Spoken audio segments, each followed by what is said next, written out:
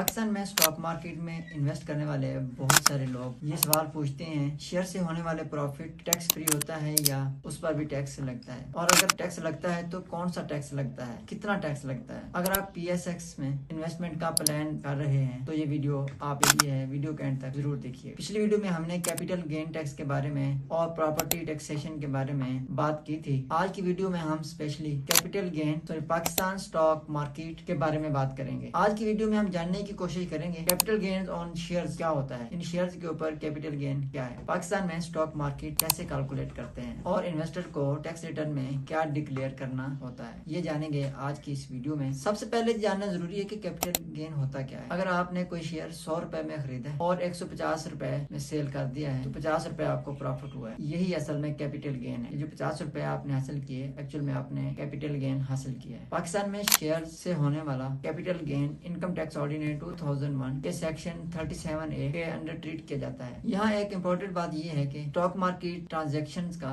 Tax system NCCPL national clearing company के through manage होता है। इसका मतलब क्या है, बहुत सारे केसेस में capital gain tax automatically calculate हो जाता है। स्टॉक मार्केट में सिर्फ कैपिटल गेन ही नहीं होता, कभी कभी कंपनीज शेयर होल्डर्स को डिविडेंड्स पर विद होल्डिंग टैक्स डिडक्ट होता है और ये फाइनल टैक्स रिजीम के अंदर ट्रीट हो सकता है। यहाँ एक कॉमन मिसअंडरस्टैंडिंग ये है कि लोग समझते हैं अगर टैक्स ऑलरेडी डिडक्ट हो गया है तो टैक्स रिटर्न फाइल करना जरूरी नहीं है, लेकिन पाकिस्तान टैक्स लॉज के मुताबिक इन्वेस्टर्स को अपनी एनुअल टैक्स रिटर्न फाइल करना होती है और उसमें कैपिटल गेन टैक्स और अपनी एनुअल टैक्स रिटर्न में कैपिटल गेन और डिविडेंड इनकम डिक्लेयर करना होती है। अक्सर इन्वेस्टर बड़ी गलती करते हैं, वो अपनी NCCPL टैक्स स्टेटमेंट को टैक्स रिटर्न के साथ रिकॉन्साइल नहीं करते। इसकी वजह से फ्यूचर में FBR नोटिस या ऑडिट रिस्क भी क्रिएट कर सकता है। तो मुख्तसर तौर पर पाकिस्तान स्टॉक मार्केट में टैक्स सिस्टम कुछ इस तरह है। शेयर्स सेल करने पर कैपिटल गेन टैक्स लगता है। Capital gain under section 37A के ट्रीट होता है। विद होल्डिंग अगर रिसीव हो तो उस पर